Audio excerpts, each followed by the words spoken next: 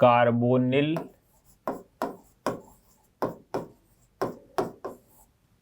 यौगिकों का परीक्षण। अब कार्बोनिल यौगिकों के परीक्षण के बारे में बात करें हम लोग, तो हमारे पास कार्बोनिल यौगिक कौन कौन है, एल्डिहाइड और कीटोन। तो इनके परीक्षण के बारे में बात करते हैं। तो सबसे पहला टेस्ट है 2,4-DNP परीक्षण। 2,4-DNP परीक्षण क्या है, सबसे पहले इसके बारे में बात करते हैं। तो उसको समझने के लिए सबसे पहले तो हम लोग बात करते हैं 2,4-DNP है क्या। तो देखो 2,4-DNP क्या होता है। 2,4-DNP क्या है, 2,4-DNP होता है कुछ इस तरह का, NH2 NH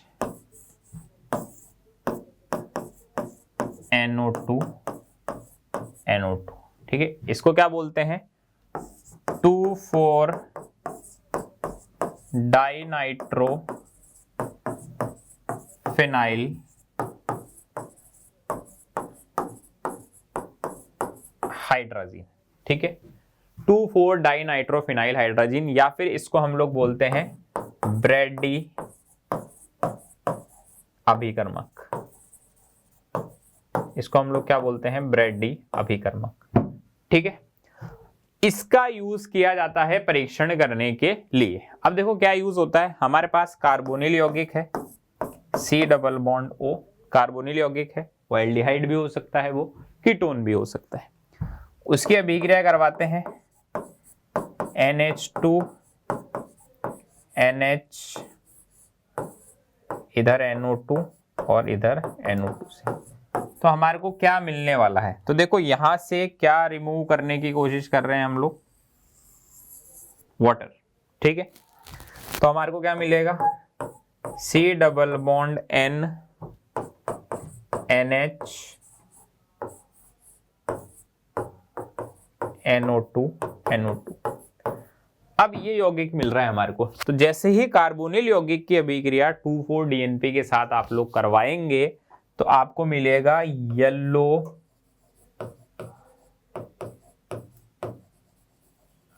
ऑरेंज PPT। तो येलो ऑरेंज कलर का अगर आपको अवक्षेप मिलता है 2,4-DNP से अभिक्रिया करवाने पर, तो आप लोग यहां से कंफर्म हो जाएंगे कि क्या है, यहां पर कार्बोनिल यौगिक उपस्थित है, ठीक। चलिए दूसरे टेस्ट के बारे में बात करते हैं। सेकंड टेस्ट है हमारे पास जो काफी पॉपुलर टेस्ट है, जो कि है आयोडोफॉर्म परीक्षण। आयोडोफॉर्म परीक्षण में क्या होता है, देखो सबसे पहले तो अभिकर्मक क्या यूज करते हैं ना, क्या अभिकर्मक यूज करते हैं। अभिकर्मक हम लोग यूज करते हैं इसमें NaOH+I2 या फिर NaOI, ये देखने को आपको मिलेगा, ये हम लोग यूज करते हैं। देखो वैसे तो बहुत सारे और भी यौगिक ऐसे हैं जो ये टेस्ट दे सकते हैं, बट ठीक है हम कुछ कुछ के बारे में यहां पर बात करते हैं। तो कौन यह परीक्षण देगा। अब देखो सारे के सारे कार्बोनिल यौगिक यह परीक्षण नहीं दे देते, कुछ फिक्स कार्बोनिल यौगिक है हमारे पास जो ये परीक्षण देते हैं, उनके बारे में बात करते हैं। जैसे CH3C∩O, ऐसा कार्बोनिल यौगिक होना चाहिए जिसमें CH3CO ये समूह उपस्थित हो। अब इसके आगे यहां पर क्या हो सकता है, इसके आगे H हो सकता है, R हो सकता है, PH हो सकता है, कुछ भी हो सकता है ना। तो ये होना चाहिए, आगे तो कुछ भी हो, बट इधर CH3CO समूह होना जरूरी है। तो यह टेस्ट देंगे ना। और भी लोग दे सकते हैं, बट हम लोग यहाँ पर सिर्फ कार्बोनिल के बारे में बात कर रहे हैं, तो इसलिए मैं सिर्फ कार्बोनिल की ही चर्चा कर रहा हूं। चलो एक और बता देता हूं, ये CH3 CHOH, आगे यहाँ पर H R PH, ये हो ये भी चलेगा, है ना। तो ये परीक्षण दे सकते हैं। CH3CO समूह होना जरूरी है ना, बाकी और भी दे सकते हैं, अभी फिलहाल के लिए इतना ही काफी है। अब देखो होता क्या है यहाँ पर, क्या होता है टेस्ट में वो मैं बताता हूँ। जैसे हमारे पास क्या है CH3CO और इधर कुछ लगा हुआ G समूह मान लो, है ना। G समूह क्या हो सकता है H, R, PH, इस तरह की चीजें, कार्बोनिल यौगिक होना जरूरी है।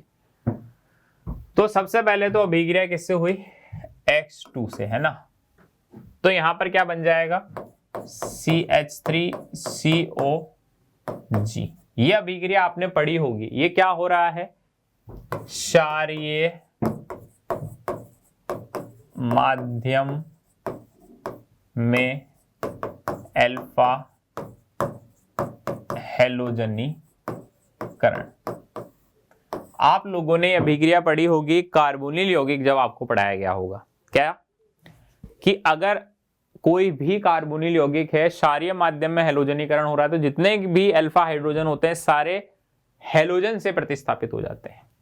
फिर उसके बाद क्या होता है CH3COG। इसकी अभिक्रिया किससे हो रही है NaOH एक्वस से, ठीक है। तो यहाँ पे जल अपघटन होगा तो ये बॉन्ड टूटेगा, इधर H और इधर OH, तो क्या बन गया CHX3 plus O minus COG और इधर Na प्लस।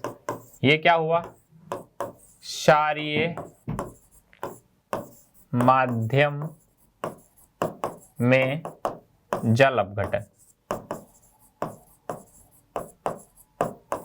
क्षारीय माध्यम में जल अपघटन हो गया है, ठीक है। यहां पर COOH बना होगा बट क्षार था तो एसिडिक हाइड्रोजन ले गया। तो यहां पर ये हमारे को क्या मिला, अच्छा X क्यों लिखा मैंने, I लिखना था ना, चलो ठीक है X लिख दिया। यहां पर ये क्या मिला हमारे को CHI3। अगर यहां पर I2 होता तो मैंने X लिख दिया, नॉर्मलाइज है ना। ये है, इसको बोलते हैं हम आयोडोफॉर्म। ये कौन से कलर का होगा, येलो कलर का। तो अगर इस तरह से कभी भी होता है कि अगर कोई कार्बोनिल यौगिक है जिसमें CH3CO समूह है तो आयोडोफॉर्म I2NaOH से अभिक्रिया कराने पर आयोडोफॉर्म मिल जाता है, जो कि कैसे कलर का होता है, येलो कलर का होता है, ठीक। तो ये जो टेस्ट थे, ये जो दो टेस्ट मैंने आपको बताए हैं, एक तो 2,4-DNP परीक्षण और एक आयोडोफॉर्म परीक्षण, ये सभी कार्बोनिल यौगिक देते हैं। अब नेक्स्ट हम लोग बात करते हैं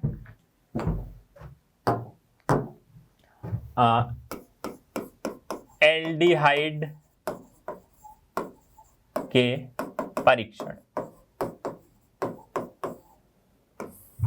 अब मैं क्या कर रहा हूं यहां पर, मैं सिर्फ उन्हीं टेस्ट के बारे में बात कर रहा हूं जो मेनली कौन देते हैं, एल्डिहाइड, ठीक है। इनके बारे में हम बात करते हैं। सबसे पहला बात करते हैं टॉलिन टेस्ट। टॉलिन टेस्ट, अब टेस्ट में क्या होता है ये लिखने से पहले मैं दो चीजें आपको यहां पर बताऊंगा कि टेस्ट में अभिकर्मक कौन है, टेस्ट देगा कौन, ठीक है। तो सबसे पहले हम बात करते हैं कि कौन यह टेस्ट देगा। देखो बहुत लंबी लिस्ट है टॉलिन टेस्ट देने वाले लोगों की, ठीक है। कौन कौन देता है उनको मैं लिखता हूं ना, जो इंपॉर्टेंट है हमारे पास उनको लिख देता हूं। एल्डिहाइड, जिस भी तरह के एल्डिहाइड है सभी टॉलिन टेस्ट देंगे, ठीक। हेमी एसीटल, हेमी एसीटल क्या है इसके बारे में भी बात करेंगे, क्यों देता है उसके बारे में भी बात करेंगे। फॉर्मिक एसिड, फॉर्मिक एसिड भी ये टेस्ट देते हैं। और alpha hydroxy ketone, alpha hydroxy ketone ये भी ये टेस्ट देते हैं, अल्फा हाइड्रोक्सी कीटोन। इसके अलावा और कौन कौन दे सकते हैं, देखो PH NH OH, R NH OH और टर्मिनल एल्काइन। इतने सारे लोगों के नाम मैंने लिख दिए, ये सभी लोग क्या देते हैं, टॉलिन टेस्ट देते हैं। देखो PH NH और R NH की टॉलिन अभिकर्मक से अभिक्रिया मैंने आपको पढ़ाई है कहां पर, ये अभिक्रिया मैंने आपको पढ़ाई है मुलिकन बार्कर टेस्ट में, तो इन दोनों की अभिक्रिया वहां आप देख सकते हैं। टर्मिनल एल्काइन का परीक्षण मैंने आपको पहले बता दिया था, उस टर्मिनल एल्काइन के परीक्षण में भी टॉलेन से अभिक्रिया मैंने आपको बताई। तो ये तीन की कहानी तो पहले क्लियर है ना, बाकी की कहानी के बारे में बात करते हैं। अच्छा, अभिकर्मक क्या होता है टॉलेन में, उसके बारे में भी बात कर देते हैं कि भाई टॉलेन अभिकर्मक है कौन। तो अभिकर्मक कौन होता है उसके बारे में बात करते हैं। अभिकर्मक होता है, वैसे तो मैं पहले भी बता चुका हूं बट वापस से बता देता हूं, अमोनिकल सिल्वर नाइट्रेट। कौन होता है? अमोनिकल सिल्वर नाइट्रेट, मतलब NH4OH है, साथ में AgNO3 है। मतलब या तो आप अमोनिकल सिल्वर नाइट्रेट बोल लीजिए या ऐसे बोल लीजिए, या फिर कॉम्प्लेक्स के रूप में भी बोल सकते हैं, AgNH3OH। या तो अमोनिकल सिल्वर नाइट्रेट देखने को मिलेगा, या फिर NH4OH प्लस AgNO3, या फिर इस तरह से वो देखने को मिलेगा। अब रिएक्शन होती क्या है उसके बारे में बात करते हैं। देखो, हर तरह का एल्डिहाइड दे सकता है। RCHO की रिएक्शन आपने किससे करवाई? AgNH3 प्लस से। तो क्या होता है? RCOO माइनस, साथ में इसका सिल्वर, हिंदी में लिख देता हूं रजत दर्पण। ठीक है, अब यहां पर क्या हुआ है, ये एक कैसी अभिक्रिया है? ये एक रिडॉक्स अभिक्रिया है। मतलब यहां पर एल्डिहाइड किस में चला गया? एसिड में। तो ये क्या हुआ? ऑक्सीकरण। और यहां पर आप देखो सिल्वर जो है वो +1 में है, यहां से वो किस में चला गया? 0 में। तो ये क्या हुआ? अपचयन। तो इसका ऑक्सीकरण हो रहा है, इसका अपचयन हो रहा है। ठीक, ऐसे ही अगर जैसे मान लो अगर वो फॉर्मिक एसिड होता ना और उसकी अभिक्रिया आप इससे करवा देते AgNH3 होल ट्वाइस प्लस से, तो वो किस में चला जाता? CO2 में। फॉर्मिक एसिड जो है वो किस में चला जाता? CO2 में। और इधर क्या मिल जाता आपको? Ag का प्रेसिपिटेट, रजत दर्पण आपको मिल जाता। तो रिएक्शन में जो जो चीजें मैं आपको बता रहा हूं यहां पर आप बस वो याद रखने की कोशिश करें। ठीक, अच्छा, हेमी एसीटल और अल्फा हाइड्रोक्सी कीटो, उनमें क्या होता है उनको भी मैं बताऊंगा ना। चलो मैं यहीं पे ही बता देता हूं। नेक्स्ट पॉइंट यहां पे मैं बता देता हूं, क्या?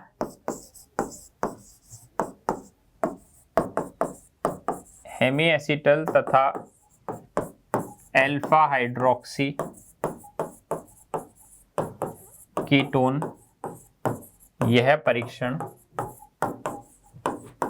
क्षारीय माध्यम में देते हैं। मतलब अगर आपको हेमी एसिटल और अल्फा हाइड्रोक्सी कीटोन से परीक्षण पास करवाना है तो आपको कैसा माध्यम रखना होगा? क्षारीय माध्यम। देखो कैसे होता होगा, कार्बन है, इधर R है, इधर H है, इधर OH है, इधर OR डैश है। ठीक है, ऐसा कुछ है। ये कौन है? ये हेमी एसिटल है। ठीक है, क्षारीय माध्यम आया, क्षार आया। क्षार क्या करेगा? एसिडिक H को ले जाएगा। तो क्या बनेगा? RHO minus OR dash. अब यहां पे नेक्स्ट स्टेप में क्या होता है, ये बॉन्ड इधर गया, सॉरी ये आवेश इधर गया, तो यहां से कौन निकल गया? ये। तो ये कुछ ऐसा बन गया RCH डबल बॉन्ड O। तो देखो क्षारीय माध्यम में हेमी एसिटल अंततः किस में बदल गया? एल्डिहाइड में। यही कारण है कि क्षारीय माध्यम में हेमी एसिटल ये टॉलेंट टेस्ट दे देता है। ऐसे ही आगे चलो, क्या है? हमारे पास एक दूसरा है alpha hydroxy keto, alpha hydroxy keto, वो कुछ ऐसा है। ये कौन है? Alpha hydroxy keto, alpha hydroxy ketone, R मान लीजिए यहां पर। कीटोन के सापेक्ष अल्फा स्थिति पर हाइड्रोक्सी जुड़ा हुआ है, ठीक है। अब यहां पे क्या होगा? कुछ ऐसा हुआ होगा, क्षार आया। यहां पर क्षारीय माध्यम में क्या होगा? चलावयवता होगी, है ना। तो यहां पर क्षार क्या करेगा?